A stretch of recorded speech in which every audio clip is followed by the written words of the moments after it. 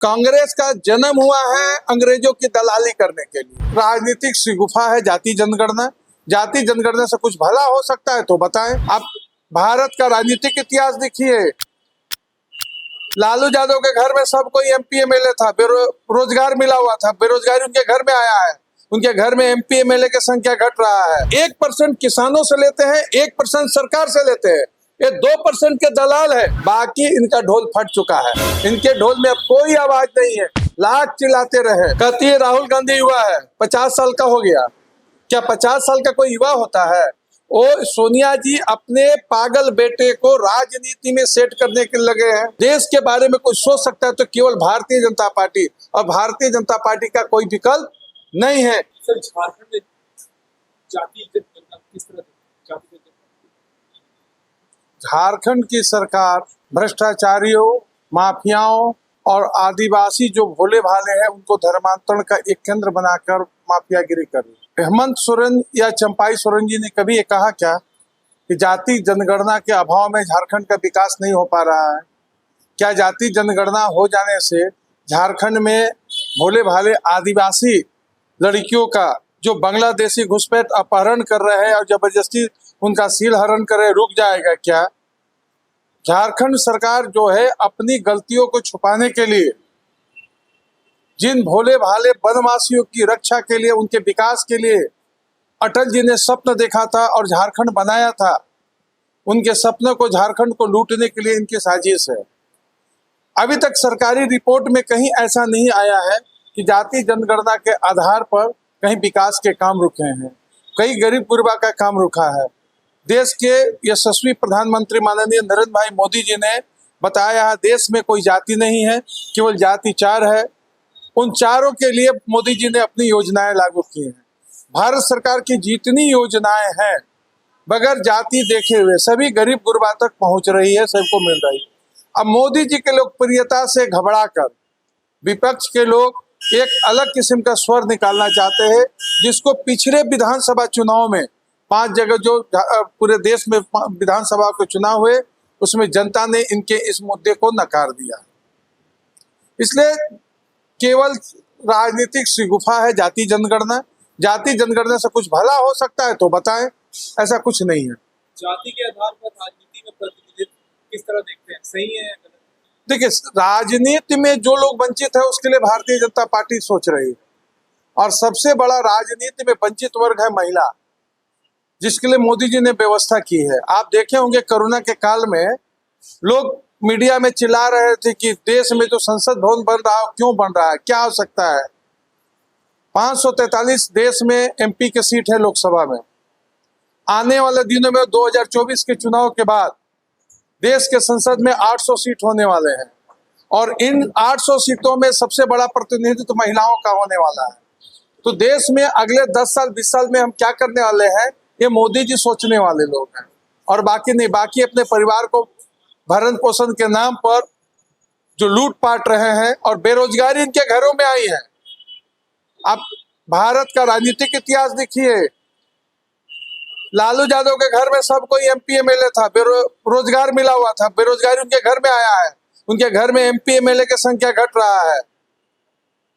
मुलायम सिंह यादव के घर में आया, शरद पवार के घर में आया। बेरोजगारी युवाओं में नहीं, बेरोजगारी इन राजनीति के नाम पर पारिवारिक का जो भरण पोषण करने वाले दल थे उनके घर में बेरोजगारी आई है, क्योंकि जनता इनको वोट दे नहीं रही है। जनता वोट दे रही है नरेंद्र भाई मोदी को। और आज के डेट में भारत ही नहीं, पूरे विश्व के मानचित्र पर, मानस पटल पर एकमात्र कोई नेता है, वो नरेंद्र भाई मोदी है। आज नरेंद्र भाई मोदी, कोई भ्रष्टाचारी लोग 2 दिन बोले कि उनका कोई परिवार नहीं है, आज देखिए हर जगह ट्रेंड कर रहा, मैं भी मोदी का परिवार। पूरा देश एक एक लोग मोदी के परिवार है। इसलिए देश में जो मोदी जी सोचते हैं वही सच है, और उनके अलावा जो सोचते हैं एकदम ही गलत है। देश का नेता नरेंद्र मोदी, बाकी इनका सब थोथा नारा है।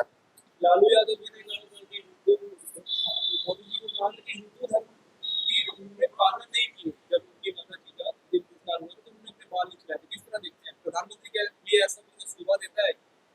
देखिए, ऐसा है ना, लालू जी हिंदू कर्मकांड विधि पढ़े नहीं है, ठीक है। हिंदू का कोई एक मापदंड नहीं होता है भारत की संपूर्ण भूमि पर प्राचीन काल से अपने अपने सामाजिक विधि को जो मानते रहे हैं उन सभी को मिला के हम हिंदू कहते हैं। इस देश के मूल निवासी जैन है, बौद्ध है, सिख है, कोई कबीरपंथी है, कोई शैवपंथी है, कोई वैष्णव है। इन सारों के जो व्यवस्थाएं हैं लाखों साल से, हजारों साल से भारतीय संस्कृति के जो अंग है, सबको मिलाकर हम हिंदू कहते हैं। और अपने अपने, आप पंजाब में जाएंगे नाम के साथ उनके गांव का नाम है, महाराष्ट्र में जाएंगे नाम के साथ पिता का नाम है, और बिहार उत्तर प्रदेश में जाएंगे तो व्यक्ति का नाम के साथ ना उनके गांव का नाम है ना ही उनके पिता का नाम है। तो भारत में भारतीय संस्कृति के अंदर बहुत सी भावनाएं हैं। उत्तर भारत के लोग धोती अलग डिजाइन से पहनते हैं, महाराष्ट्र की महिलाएं अलग डिजाइन से साड़ी पहनती है, तमिलनाडु के, लेकिन सारे विभिन्नता यही भारत का असलियत है। और कर्मकांड इनको मालूम नहीं है। नरेंद्र भाई मोदी ने घर जो छोड़ा है और पूरे भारत के हर घर को अपना घर बनाया है। नरेंद्र भाई मोदी की माँ आज नहीं है, लेकिन भारत में जितनी माँ हैं वो सभी मोदी की माँ है। इसलिए मोदी जी केवल अपना परिवार नहीं, भारत भूमि को जो माँ मानता है उन सब घरों के पुत्र हैं, उन सभी घर के भाई हैं। और राजनीति में जिनका पराभव होने लगा है, जो परिवार को प्राइवेट लिमिटेड पॉलिटिकल पार्टी बना के रखे थे, उनका नाश होते जा रहे हैं। उनके घर में बेरोजगारी हो रही है तो नाना रकम के लोग बहाना निकाल रहे हैं। इनके बहाना नहीं चलेंगे। जनता की आवाज दिल्ली तक गूंज रही है। दुनिया के जितने भी देशों में जाएंगे भारत की आवाज अब वहां तक जा रही है। इसलिए देश का और विश्व का नेता केवल नरेंद्र भाई मोदी है। बाकी इनका ढोल फट चुका है, इनके ढोल में अब कोई आवाज नहीं है। लाख चिल्लाते रहे। कांग्रेस कहती है राहुल गांधी युवा है, 50 साल का हो गया। क्या 50 साल का कोई युवा होता है? वो सोनिया जी अपने पागल बेटे को राजनीति में सेट करने के लगे हैं। लालू जी अपने 2 पागल बच्चों, अनपढ़ बच्चों को राजनीति में सेट करने के लगे हैं। इस तरह जितने भी दल के नेता है विपक्ष में, सभी अपने अपने बेटा को रोजगार देना चाहते हैं, राजनीति में पद देना चाहते हैं, सांसद विधायक बनाना चाहते हैं। लेकिन जनता इतनी जागृत हो गई है, इस सारे नेताओं के घर में बेरोजगारी है। इनके खानदान में आने वाला दिखेगा एक भी MP MLA नहीं मिलेगा, इनकी राजनीति समाप्त हो जाएगी। कांग्रेस के जामताड़ा जिलाध्यक्ष किस तरह देखते हैं? देखिए, जब बसंत ऋतु चलता है तो ठूठ फेड़ भी हरा हो जाता है। भारत में राष्ट्रवाद चल रहा है और पूरे दुनिया में राष्ट्रवाद है। अब दुनिया के जितने विकसित देश है, जितने वैभवशाली देश है, उनके अंदर देखिए उनके सरकारी तंत्र में राष्ट्रवाद आ गया है, जिसको लोग मीडिया के नजरों में दक्षिण पंथ कहता है। आज हमारे सामने ही हमारे प्रदेश अध्यक्ष आदरणीय बाबूलाल जी के सामने जामताड़ा कांग्रेस विधायक हमारे भारतीय जनता पार्टी में शामिल हुए हैं। और एक एक व्यक्ति अब यह महसूस करता है, जो राजनीतिक सामाजिक अन्य क्षेत्रों में काम करता है, कि देश के बारे में कोई सोच सकता है तो केवल भारतीय जनता पार्टी, और भारतीय जनता पार्टी का कोई विकल्प नहीं है। इसलिए देश के बारे में जो भी थोड़ी भी चिंतन करता है उसको भारतीय जनता पार्टी के अलावा कोई रास्ता नहीं है। इसीलिए सभी राजनीति करने वाले अच्छे लोग जो है, चाहे जिस दल में हो, उनका प्रयास है कि भारतीय जनता पार्टी में शामिल हो जाए। सभी अच्छे नदियां समुद्र में आ रही है। भारतीय जनता पार्टी भारतीय राष्ट्रवाद का एक बहुत बड़ा महासमुद्र है। लोकसभा चुनाव से पहले क्यों हो रहा है? 2 महीने बाद लोकसभा चुनाव में माना जा रहा है कि नई सरकार केंद्र में बन जाएगी, ये उससे पहले क्यों हो रहा है? देखिए, बिना अवसर का कोई काम होता नहीं है। अब जितने राजनीतिक दल के लोग हैं उनको देख रहे हैं कि देखिए कि भारतीय जनता पार्टी 400 पार का जो नारा दे रही है, किसी ने अभी तक ये कंडेम नहीं किया है कि 400 पार कैसे होगा। सबको मालूम है 400 पार हो जाएगा। हम तो 553 की 43 के चक्कर में है, ठीक है ना। तो सबका राजनीति तो डूबता हुआ जहाज है। विपक्ष के जितने दलें हैं वो डूबता हुआ जहाज है। कौन महासमुद्र में डूबना चाहेगा? इसलिए जैसे मौका मिला भारतीय जनता पार्टी में आ रहा है। जिस प्रकार से सर लगातार विधायकों की, सांसदों की लगातार बीजेपी में शामिल हो रहे हैं, क्या देश एक पार्टी की तरफ जा रहे हैं? देखिए, देश हित जैसे आप परिवार में देखते हैं, किसी को एक बेटा का हो सकता है तो एक बेटा चाहिए, किसी का 4 बेटा तो चाहिए 4 बेटा। इस लोकतंत्र में जरूरी है एक देश को देखने वाला पार्टी है, बाकी देश को लूटने वाला पार्टी आवश्यक है। जनता चाह रही है कि एकमात्र केवल मोदी की सरकार रहे, भारतीय जनता पार्टी रहे, जो भारतीय संस्कृति की रक्षा का व्रत लेकर रखी है, भारत माँ को मजबूत करने का प्रयास कर रही है। जो भ्रष्टाचार पार्टी है, अब लोग के अंदर भावना आ गया है कि देश के लिए कलंक है, ऐसे कलंकित पार्टी में रहना नहीं चाहिए। मतदाता छोड़ के जा रहे हैं तो दूसरे नेता कैसे आएंगे? सबको सद्बुद्धि हो रहा था, केवल भारतीय जनता पार्टी के पास जा रहे हैं। मुख्यमंत्री चंपई सोरेन लगातार भानु प्रतापशाही का मुद्दा उठाते रहते हैं, आप किस तरह देखते हैं इसको? देखिए, आप तो चंपाई बाबू ये भी कर रहे हैं कि हम हेमंत सोरेन पार्ट 2 हेमंत सोरेन जी अभी भ्रष्टाचार के केस में जीरो है, जेल में गए हैं, तो इनको भी लगता है कि देर सवेरे भी जाएंगे, इसलिए इनको पहले से फील होने लगा है। जब रात को आप घर में सोते हैं, अब ब्रह्म मुहूर्त में थोड़ा संजोला होता है ना, तो किसी को ज्यादा आभास होता है, किसी को कम होता है। तो चंपाई सोरेन जी जिस सत्ता प्रतिष्ठान का संचालन करने के लिए झारखंड के विधानसभा के ऊपर बैठ के मुख्यमंत्री का शपथ लिए हैं, वो जानते हैं नीचे में खाली काले काम हुए हैं। देर सवेर उनका भी वही हश्र होगा जो हेमंत सोरेन का हुआ। इसलिए उनकी अंतरात्मा की आवाज है कि हम हेमंत सोरेन पार्ट 2 है, वो भी इंतजार ही कर रहे हैं।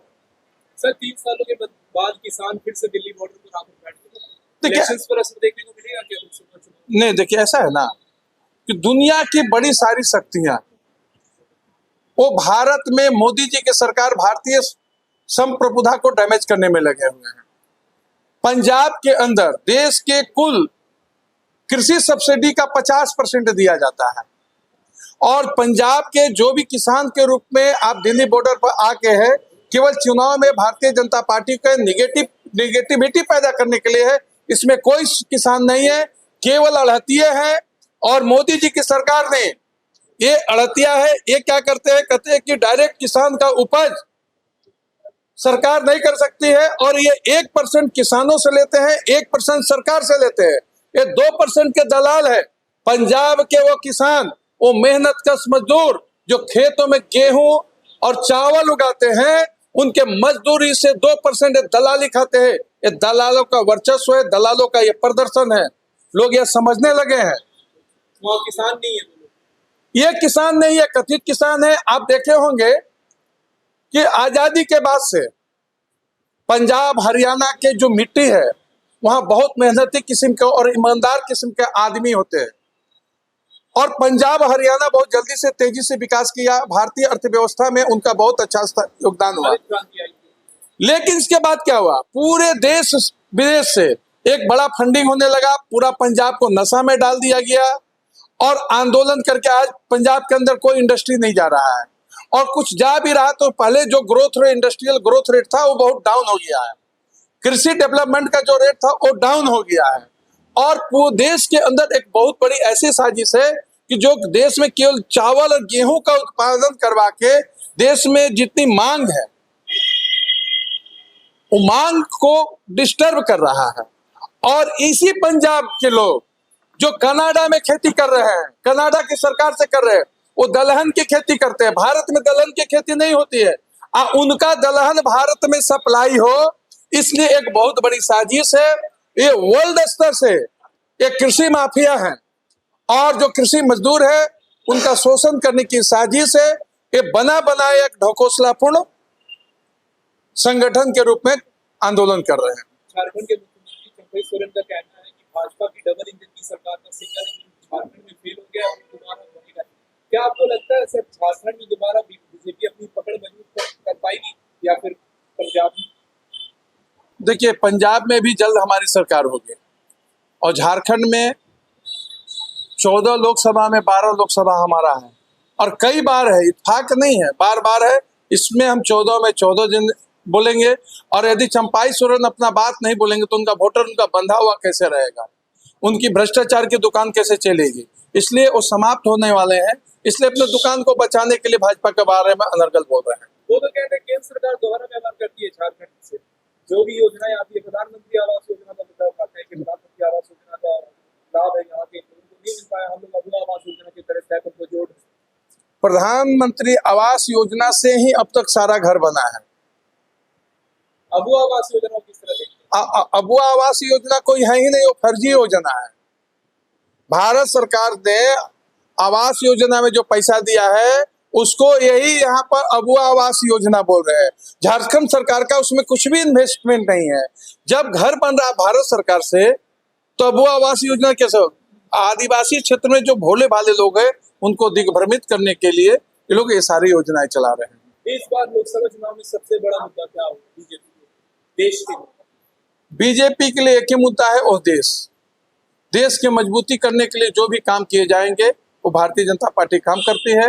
और आप ये देख रहे होंगे कि भारतीय जनता पार्टी अपने आदि पुरुष पंडित दीनदयाल उपाध्याय जी के अंत्योदय की योजनाओं को लेकर चलती है, अंत्योदय के उद्देश्य को लेकर चलती है।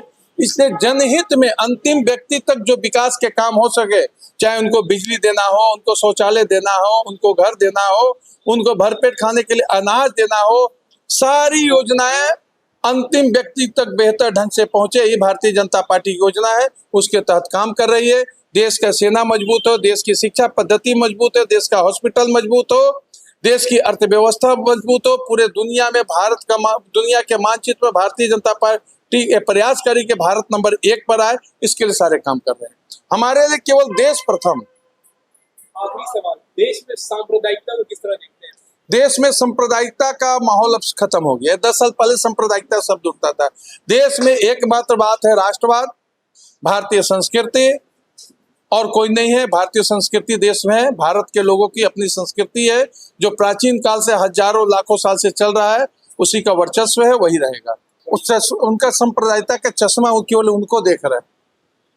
अभी बंगाल में महिलाओं का चीरहरण हुआ, उनका चश्मा में दिखा कि नहीं? मोमबत्ती गैंग कहाँ है? देश में हिंदुओं के ऊपर जब अत्याचार होता है, आदिवासी के ऊपर होता है, महिलाओं के ऊपर होता है, मंदिरों पर पथराव होता है, तो उनको किसी को दिखता नहीं है क्या? उस समय उनका ब्रेन स्ट्रोक कर जाता है, आंख का पर्दा खराब हो जाता है। कांग्रेस का जन्म हुआ है अंग्रेजों की दलाली करने के लिए।